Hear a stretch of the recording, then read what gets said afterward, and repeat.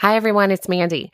Before we go into it, patrons, you are everything. Thank you so much for being supporters of the show, supporters of the Restorative Grief platform everywhere it's found. Because I've been doing this for a while now, but I tell you, running with others makes it so much more enjoyable. So if you're interested in all the premium content, exclusive interviews coming up, or even just supporting the methods and the work because you know it makes an impact in your life and in others, then we would love to have you join us. Check out the show notes for links, and that's it. Let's get into it. Welcome back to Restorative Grief with Mandy Capehart. You are listening to episode 54, titled Pressure That Won't Let Go.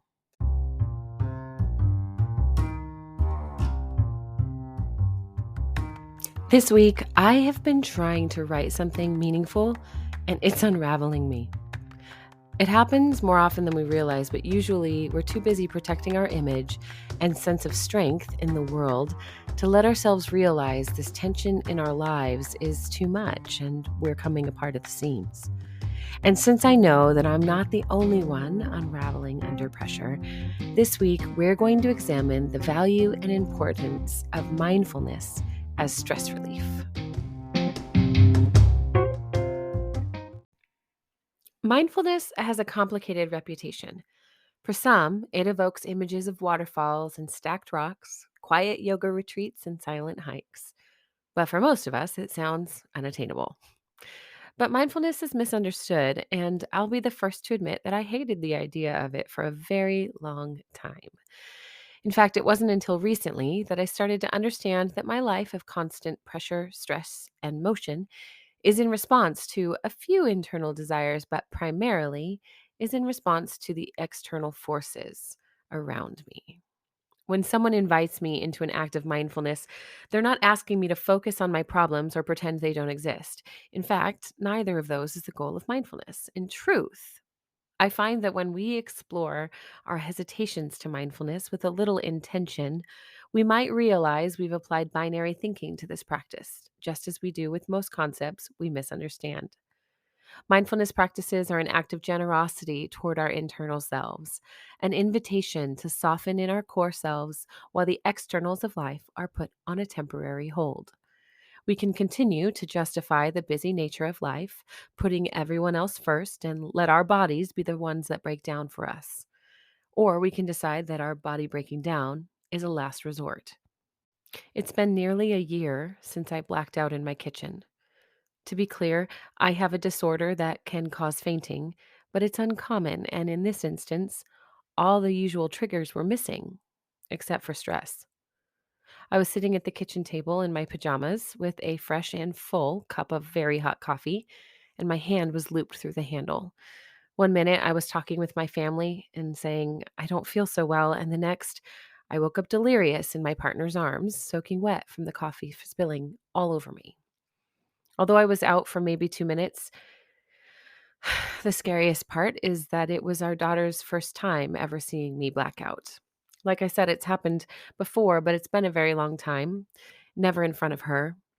I usually have about 10 seconds of warning when the dizziness hits, but this time I didn't. I was pretty helpless, and without my partner's quick actions, I would have crashed from a high stool onto the floor in front of her, too. So, hours later, while begging for more blankets and waiting on test results at the hospital, I had a choice to make. I was grateful to find a nurse that was a friend of mine, one I could fall apart with in the stark white room and the broken door, and she knew me well enough to call me out even as I complained about the door instead of what was going on in my life. I'd been under incredible pressure from every direction and chose to ignore my needs as often as possible to please and serve others. So I wasn't sure where to start. But I knew if I didn't just pick up an area of life and make some changes, I was not going to live much longer because stress actually can kill us. Luckily for me, it was about a month later when Disney's Encanto came out. And like everyone else in the world, I sobbed hysterically listening to the oldest sister, Louisa, singing her song about pressure that won't relent, expectations that never end, and obligations that can't be denied. Of course, our child is obsessed with this movie and watched it at least 30 times that month, increasing the pressure of healing right along with all the pressures in life that led to my blackout in the first place. And of course, my heart grew more and more overwhelmed. Knowing you need to make a change and knowing how to make that change are two very different things. And that pressure, well, it's everywhere.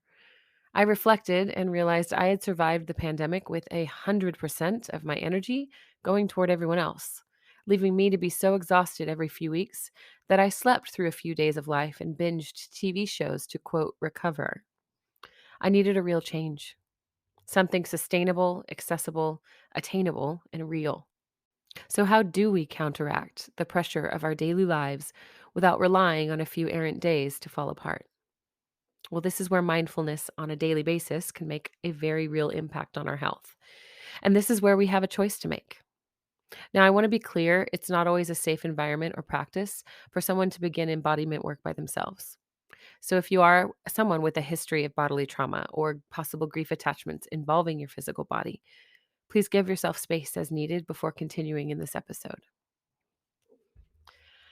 We've discussed the value of a body scan in the past on this show, and today I want you to walk through one with me. It will be quick, I promise. You can do this if you are on a walk or driving your car, although it will be most effective if you are stationary and not focusing on anything else. So feel free to pause this episode and come back when you have a moment. When life gets hectic, we have stress hitting us on all fronts. Our thoughts, emotions, body, and connectedness are susceptible to stress because we are in a society that expects productivity in every direction. So, in our mindfulness practice today, we're going to push back on the worry and hurry of life to pause. Instead of focusing on the external, we will bring our thoughts to the internal center of stability within ourselves. The nervous system that releases adrenaline is overtaxed when we're stressed, causing our body to believe it is in constant danger, and it moves quickly. If we never give ourselves the chance to decompress or pause from that physical experience of adrenaline rush, then we will continue to inhabit a body that experiences headaches, frequent muscle aches and pains, rising blood pressure, and spiritual disconnection from ourselves and others. Connecting to our body through a little bit of attentiveness to each of the areas that carry stress is a little like waving a magical wand above ourselves. Bringing your attention to the area of tension naturally allows your muscles, body, and tension to release.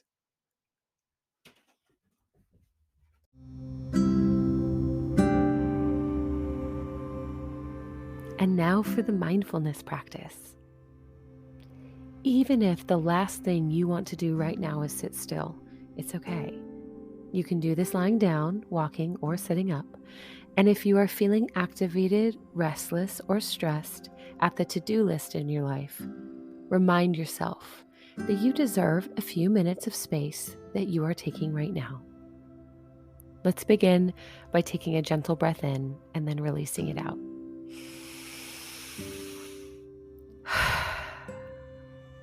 Do that again slowly, in and out.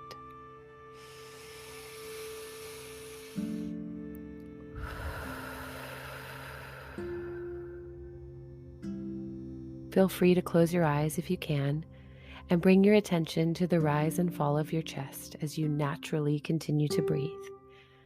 There's a chance your mind is trying to get out of this activity. Maybe you sense a little urge internally to fidget, so just remember that this is your stress trying to keep you moving. We are here to help and invite our stress to take a break. Now, bringing your attention to the top of your head, focus on your scalp and your forehead. Do you notice if you are scrunching your face? Bring your thoughts to your jawline. Are you clenching your teeth? Is there tension? If there is, take a moment and give your jaw permission to loosen and let go. There's no judgment if you are feeling tension. It's just an observation of how your body is reacting to stress. Bring your thoughts now to your neck and your shoulders. Send thoughts and intentions of love and kindness to your muscles and your neck. It's okay to shake your shoulders a bit, release them from your ears, trusting that what needs to be done will be done. Send your attention now to your belly and notice if you feel any tension. If you do, breathe into that tension. Take your deep breath in and allow your belly to soften and rise and fall with the cadence of your breath. Inhale gently, exhale gently. Bring your thoughts to your hips and your legs. If they're feeling achy or tired or even ready to get up and run, I want you to explore wiggling your toes and moving your hips a little bit. They've carried you far, and if they are experiencing fatigue, that's okay. That's expected. This moment is our gift to our lower half to rest and pause. Send your thoughts of gratitude to your body and how it has carried you through your life. As you start to become more aware of your whole body, invite a few more gentle breaths here.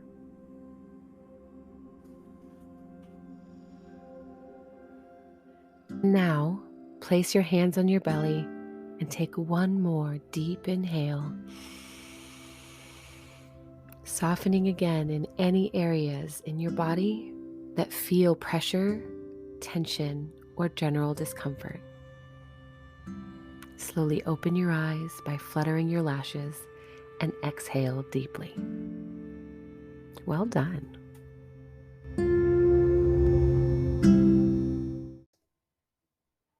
So I know that was a little out of the ordinary, and I'm super proud of you for trying it out. Even if you just listened to what I said as we were going along, that's a perfect way to get familiar and comfortable with something new. And remember, anything you try now is just an experiment. It's okay if you don't continue with it. So consider this practice of awareness of tension rising in your body as you continue through the rest of your day. Give yourself permission again as needed to release any rising tension and to go back through a gentle meditation and mindfulness scan of your body on your own. You are engaging yourself in a way that breaks old habits, and it will be difficult to maintain. So give yourself some generosity and some grace as you learn this new activity. And if you can give yourself a few extra minutes after we're finished to maybe roll your neck from side to side or stretch your arms over your head on either side, your body will thank you. Notice if you feel any differently than you did before. Reflecting in this way can reinforce the value of this practice that we've just done together. And that, my friends, is exactly what we need to do. Reinforce what serves us well and leave the rest of it behind.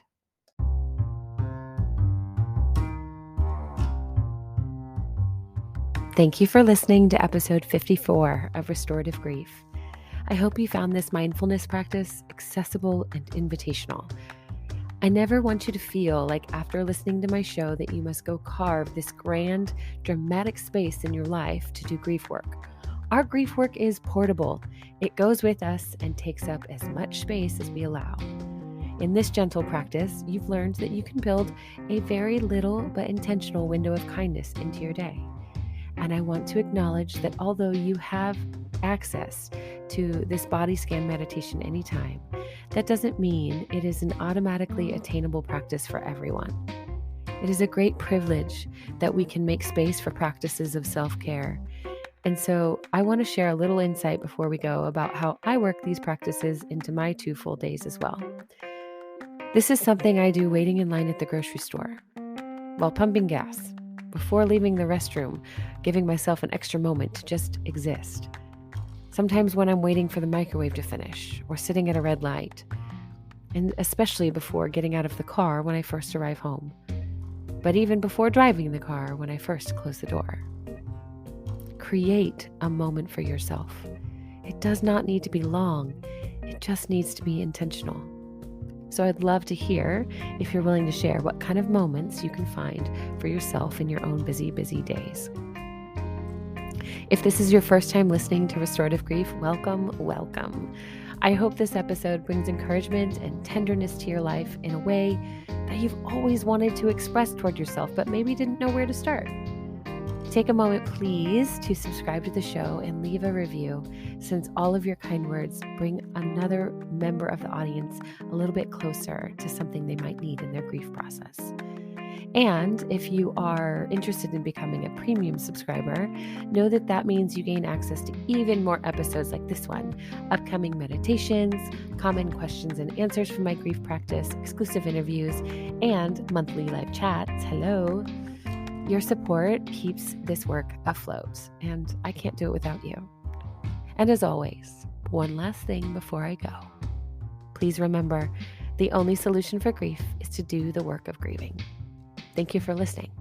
I'll see you next week.